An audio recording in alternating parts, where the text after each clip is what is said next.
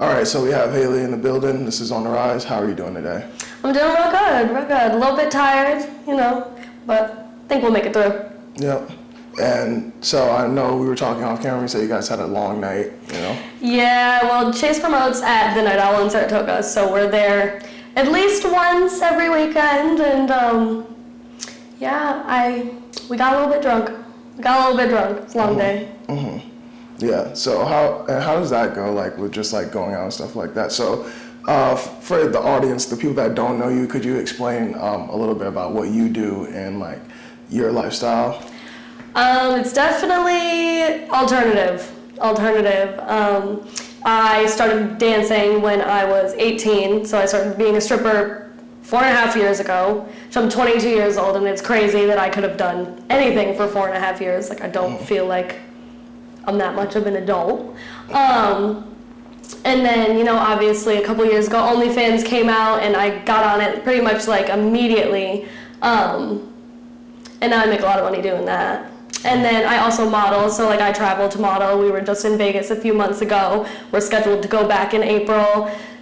So pretty much I make a full-time living out of just being pretty. Mm-hmm. Honestly, yeah, I love it. Yeah, and that it's funny because in society they're like, pretty girls, they can make a living off of just being pretty. It really is true. Like, I mean, there's the demand, and I don't know, I can go to the gas station in my pajamas, and this is a literal quote, a man will tell me that he wants to eat my asshole.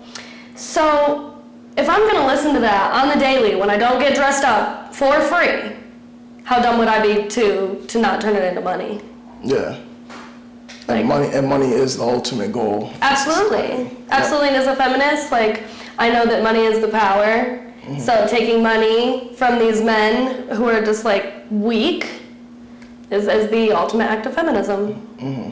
And does like, what you do, obviously you say, you're a stripper, you're a dancer. How did that even like come about? Like, how did you like start getting in, like what was the process of getting into that? Okay, so my family is very crazy, and like one of my earliest memories of my grandmother, oh my God, I pray to God she does not fucking see this, she'll kill me. We went to Hicks Apple Orchard, and it was me, my sister, my cousin Sadie, my cousin Sarah, and my grandma's really young, and she's always had this beautiful long blonde hair, and they had this canopy, but the canopy was huge, so it was held up by like huge metal poles, and my grandma grabbed the pole, hooked her leg around it, swung around, flicked her hair, looks at us and goes, and that's how you do it, girls. And then I was living with my dad, and I was working, 3 normal jobs and going to school since 16, and I knew I didn't want to live with him anymore. And I knew those 3 jobs weren't gonna afford me an apartment, and then I saw an ad on Facebook that they had these amateur nights the 3rd Thursday of every month. And the 3rd Thursday of that month was 2 weeks before I graduated, so I went, became a stripper. I actually didn't think that I was going to be able to keep stripping, because on my first night, this man bought a 5-song private dance with me. 5 songs is a long time. It's like 25 fucking minutes. Mm-hmm. Okay, my legs hurt. And I also didn't know what I was doing, so I was just kind of giving him like the classic baby stripper, like bunny hop kind of deal, like this. Yeah. And I stand up, and the man comes in his pants. I don't know what to do. I don't know if I can leave, so I just stand up and I like turn around and I just like keep dancing like in front of him. Yeah. I'm traumatized, and I turn around and this man is crying. I remember going upstairs and getting dressed and being like, I don't think this is for me. Yeah. And 2 days later I'm back, and now that's been the longest job I've ever held. Yeah. So yeah, it's kind of how it went. Yeah, that sounds like a lot. That sounds like some crazy ass shit, honestly. Yeah, working there, I always say, like, so I used to want to be in the circus when I was a kid. Yeah. So I got insanely flexible, so I always say to customers, like, I always tell them, like, oh yeah, I used to want to be in the circus, but didn't make it, so I did the next best thing, which is being a stripper, because that place is a fucking circus. Yeah. It is. Sometimes I see things there, and I'm just... You ever have those moments where you really, really think, like you really realize that life is a simulation? Yeah. All the time in there, nightly. So what are some like experiences like that you've had like over the course of like being a dancer? Like, well, like what is it like, just being a dancer when you go there? I think that it really depends. Like, so everybody kind of like does their game differently, and a lot of it depends on like how you look. You know what I mean? You gotta go with the look. It's gotta make sense, because a man who is attracted to a sweet looking girl wants a sweet girl. Yeah. And a man who is attracted to a more alternative or like mean looking girl like myself, they expect a mean girl. And I am like a little bit bitchy, and I like being mean to the men for money. Like I'll walk up to the men and just be like, what the fuck do you want? Are you about to pay me? Like, are we doing this? Are you fucking ready? Mm-hmm. But when I first started, I had no tattoos.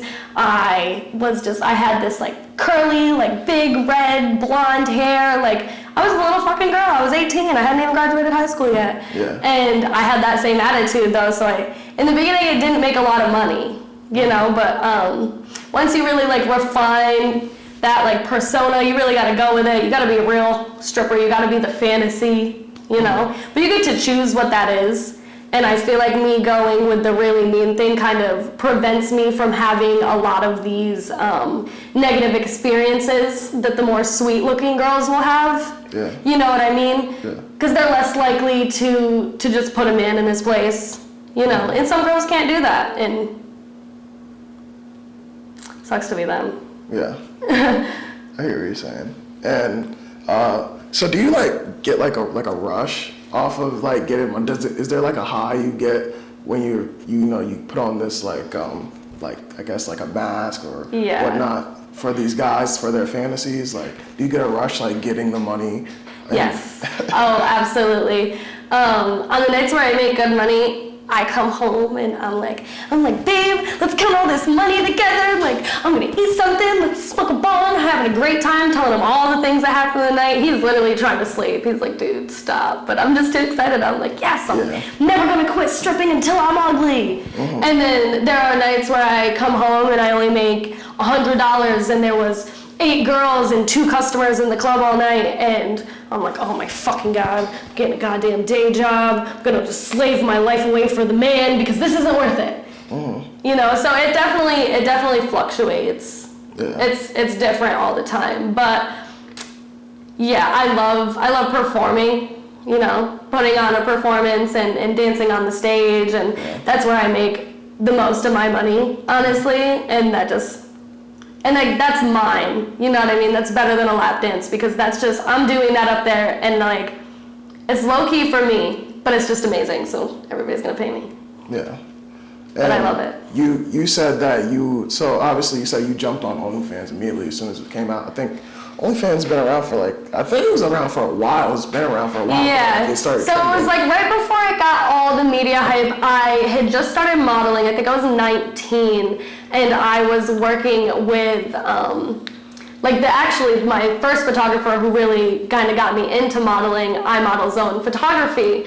And he was like, hey, like, have you heard of this? Like, do you want to jump on this? And we already kind of shot a lot of nude and like sexy content together. And he actually ran it for me for a while. So like we would do photo shoots like every day. You know what I mean? He would schedule everything. He would like message back the people for me, went really well. And then I fell off for a while. You know what I mean? I was just like, to me, I was like, seeing how much money people could make, but it was like unattainable to me for whatever reason. I was just like, oh no, that's just for like big people. You weren't sold. Yeah, I wasn't. But then when we went on this trip to Vegas, a lot of the girls that we went with took it super seriously, and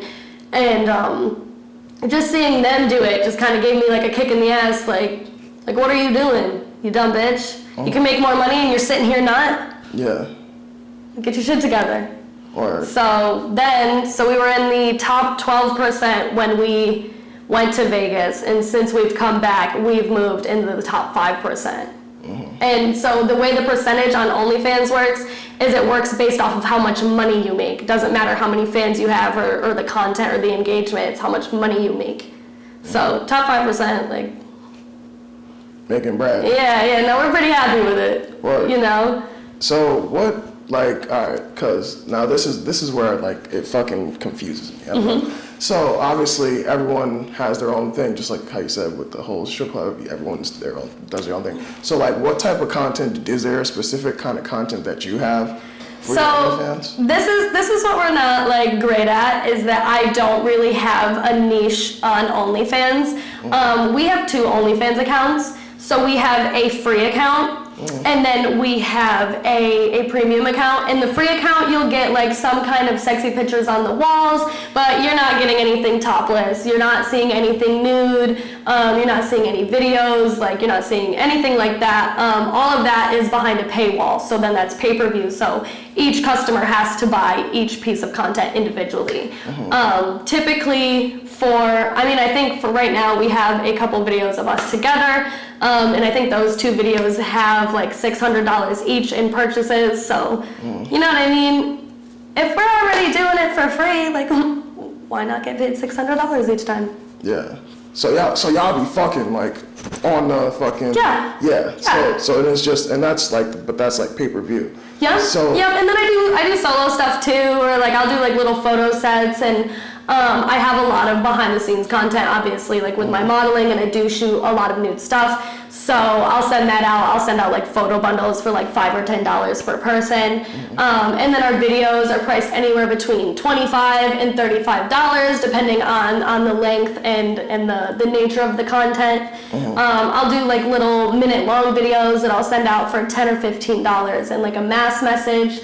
So I think that the one thing that people really get confused, and like the one insult people really like to use is, oh, you're showing pictures of your butthole for $9. Like, no, sir. No, the fuck I am not. You know what I mean? People really don't understand how the business aspect of it works. So, and then we also have a premium page, and the premium page is $50 a month, but everything that gets sent out in the pay-per-view content on the free page is free. Well, not free, but you pay the $50 fee for it, which usually I try to put out videos once a week, so it's obviously a better deal than buying 4 $25 to $35 videos. Yeah. But then the people who pay for the premium page are more likely to do custom content and leave tips, and these are the people that I really like concentrate on talking to, rather than, we have like 700 fans on our free page. We got 700 fans. Can't be talking to all these people for free.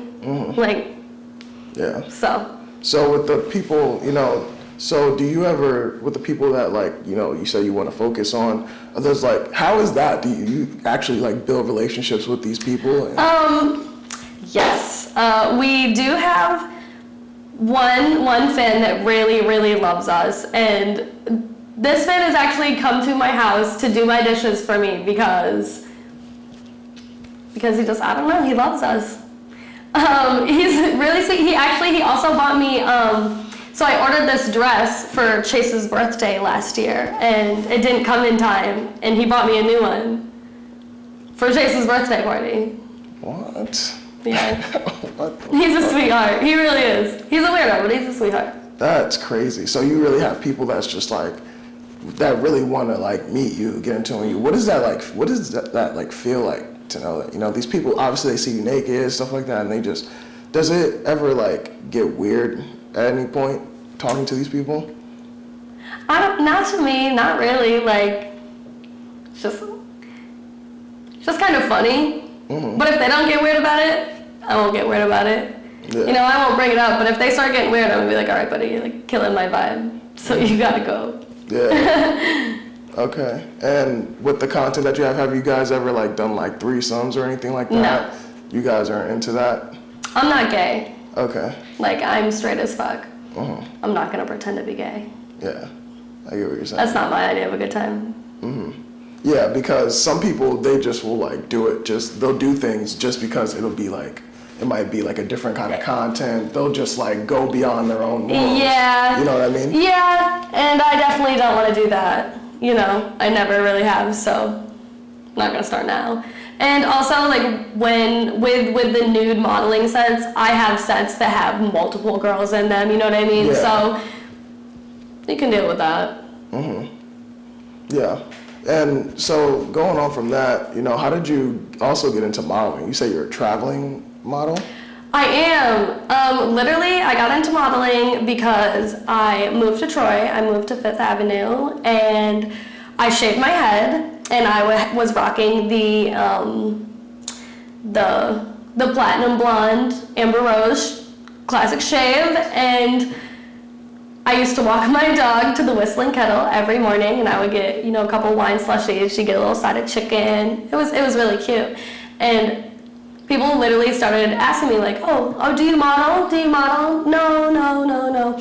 And then this girl introduced me to iModel Zone Photography, and then it went from there. I went on my first modeling trip with him to Fort Myers, and then COVID happened literally as soon as we got back, so I think I got back into traveling maybe last November, or I think it was last year sometime. I went to a meetup in the city, and then I met Stace Bernard, and Stace Bernard is just incredible. He knows so much about the industry, and then I ended up meeting up with him in Vegas and doing an event with him.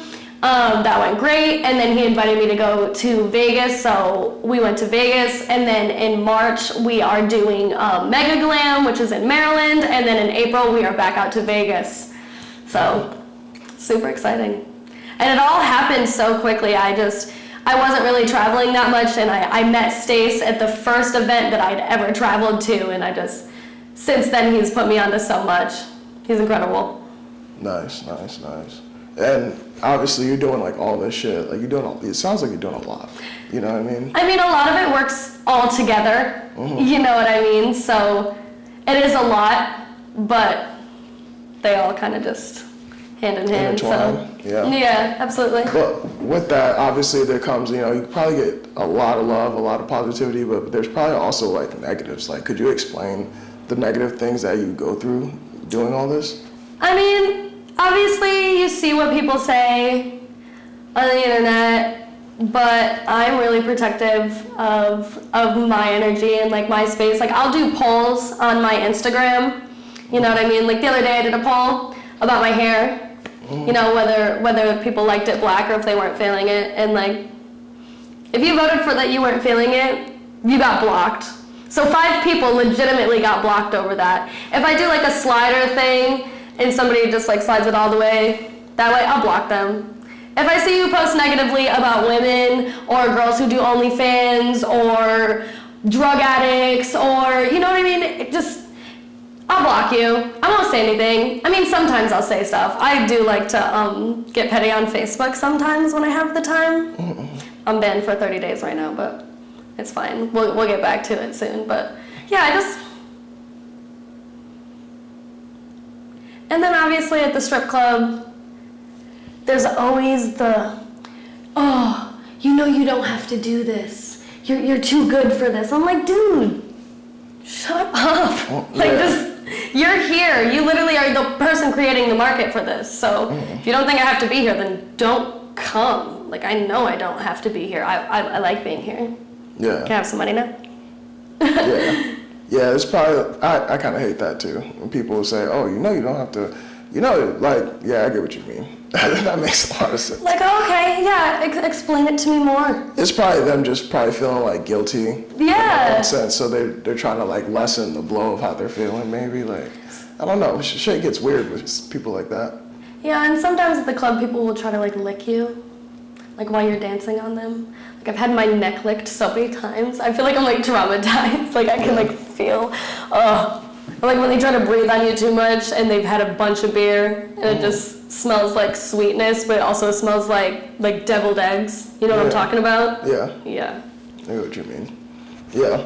So, you know, dealing with the negative comments and stuff like that, how does does your family support you a lot, or do you talk to your family at all? I don't talk to my father. When I became a stripper, he didn't know. I just moved out of his house. I was like, bye. And when he found out, he called me and he was like, Hailey Ross Wilson, are you working in Clifton Park? I was like, and I remember I was so I was so satisfied with my little fucking self too, because I knew he was pissed and I knew there was nothing he could do about it.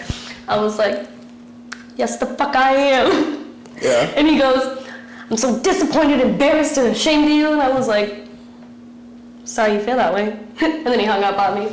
But then he got over it, and now he just like doesn't ask about it, but I don't even talk to him anyways. My mom can be a little all over the place. So once she showed up to the strip club, I hadn't talked to her in like, I don't know, a couple of years. She showed up to the strip club and she was there with her boyfriend, her boyfriend's wife, and her boyfriend's wife's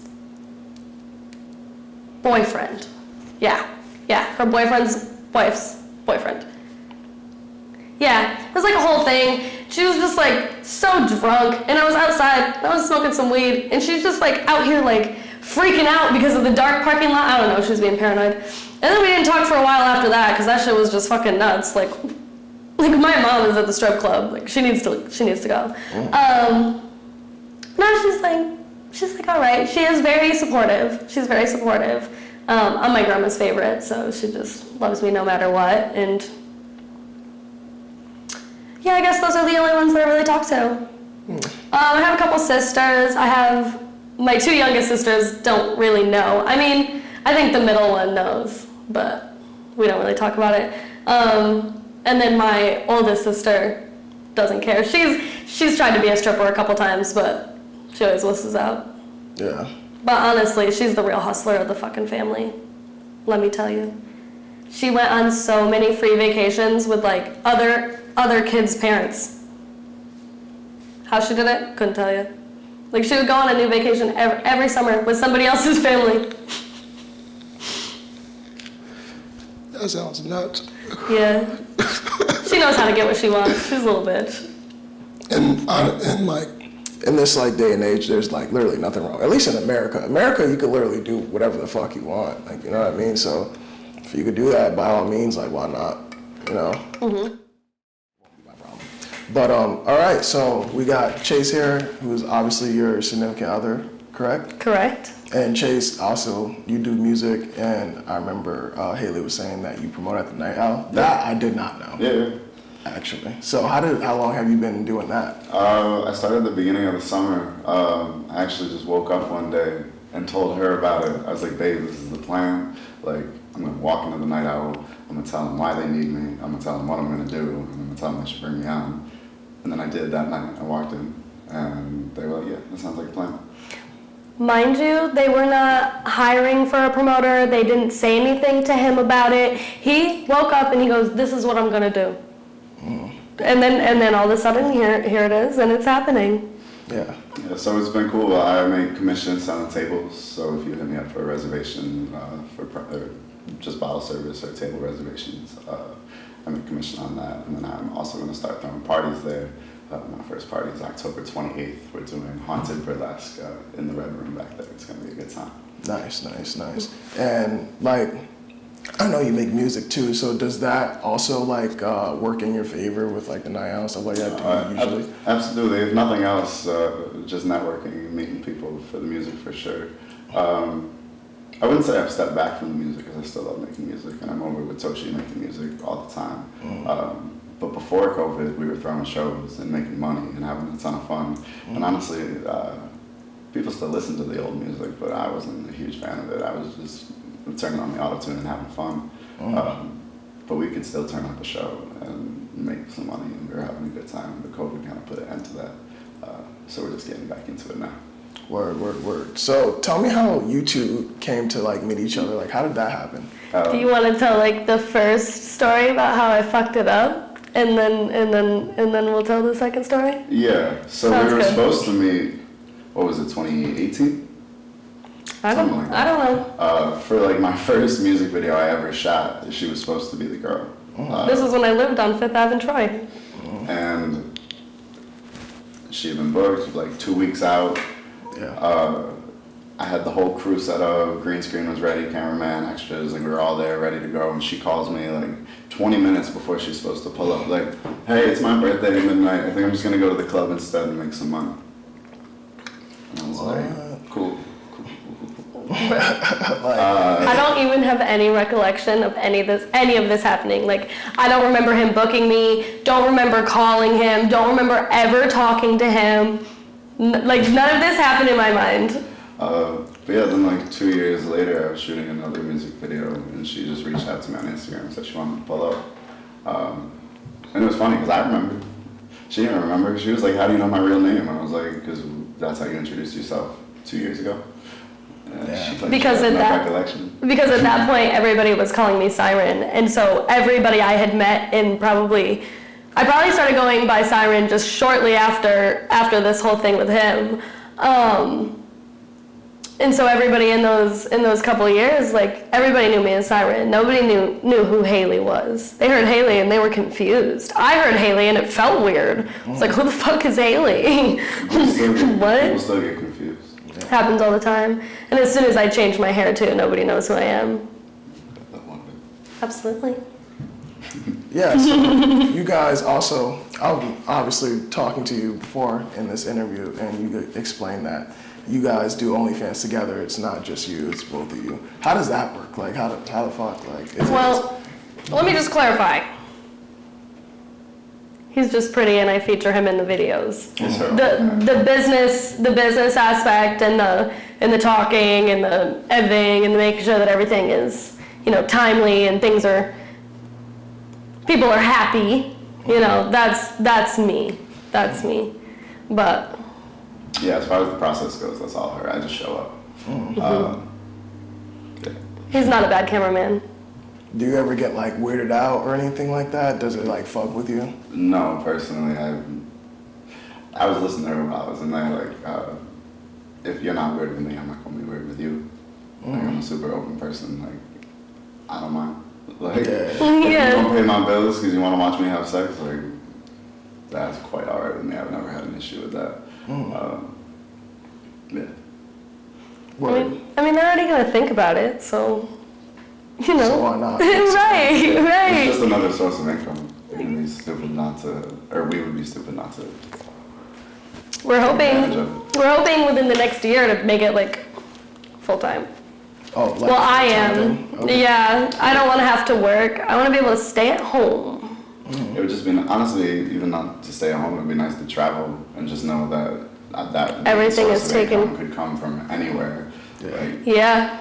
I don't have to be tied down to Saratoga or out west somewhere or any particular location. If that's the main source of income, we could go anywhere at any time. Yes, sir. Yes, sir. Yes, sir. And so this is like one of the questions that you guys have brought to me that your fans actually wanted to know. So I just right now, because I want to get it correctly for your fans, for the audience. Absolutely. So like the question was there transparency from the beginning, or was there some like hesitation, like when it was first, started?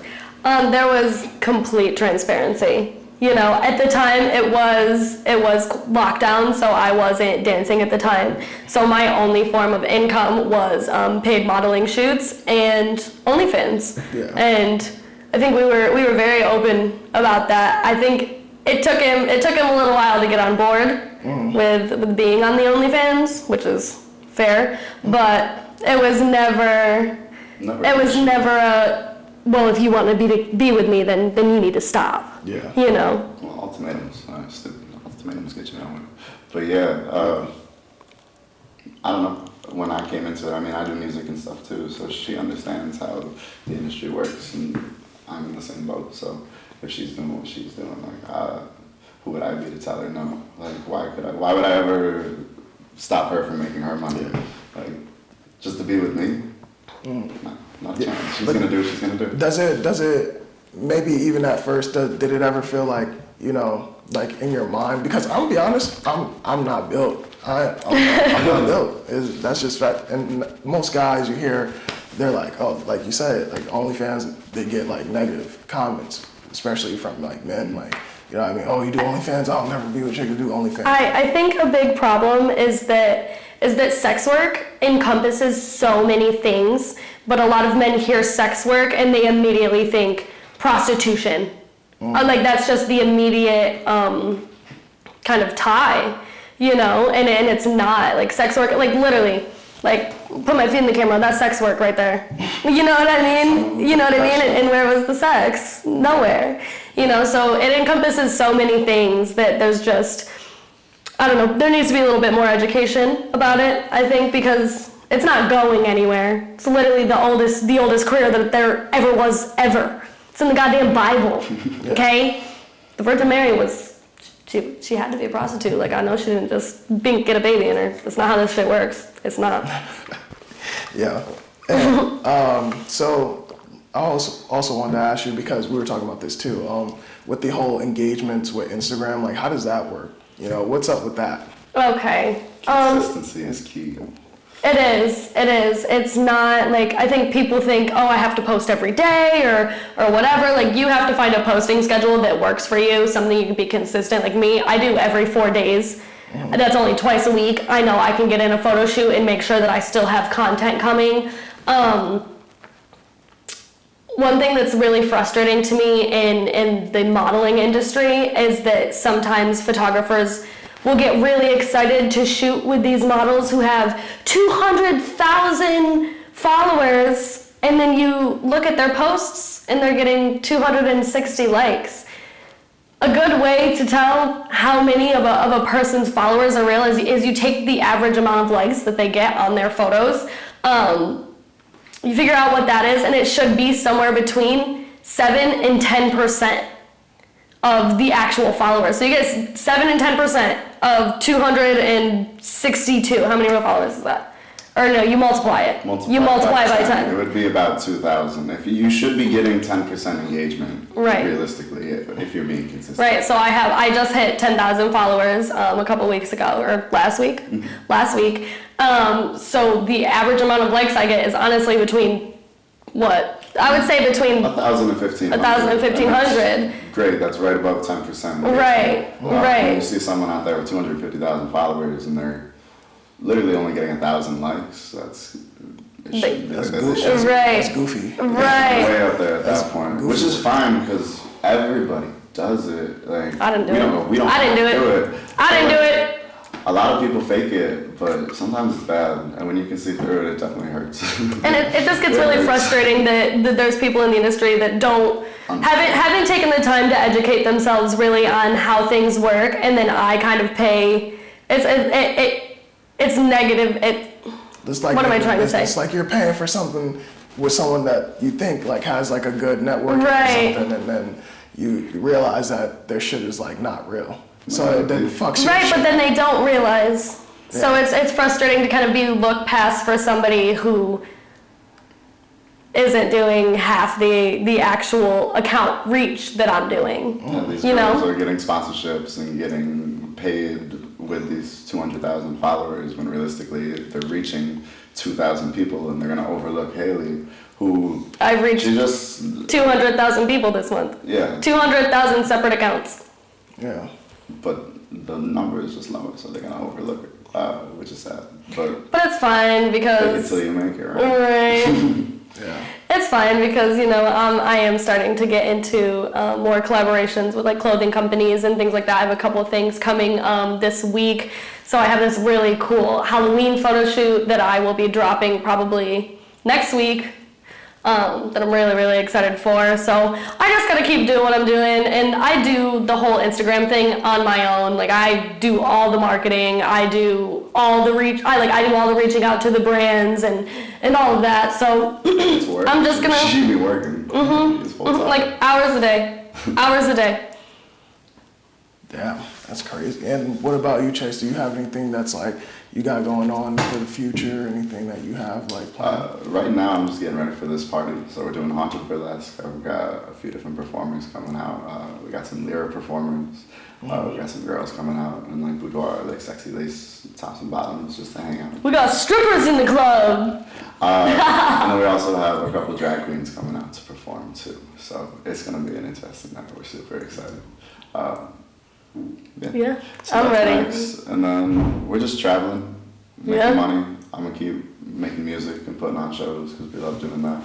But I'm just keep throwing these parties. I would love to get out west and promote. We actually met a bunch of different promoters when we were in Vegas, so we're definitely plugged in.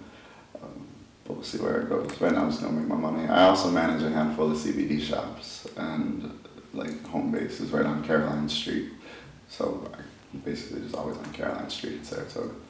Nice, nice, nice. Well, is there anything that you guys, like, you know, you, Haley or Chase, anything that you like to tell your fans, audience, any last things? Suck it. And pay me. Nice. Well, you guys heard it. Fans and audience, you guys heard it. So, you know, it was really nice having you guys. Thank you for taking the time out of your day to just pull up, you know. Really, that's Absolutely. meaning a lot. This is like a new, different type of interview too, so I know everyone's just gonna go crazy. Your fans are gonna love it. Yep, well, we're glad to be here. Thank you. Yep, no problem, no problem. Thank you for having us. Yep. And with that being said, it's your boy Vader. It's on the rise. We out.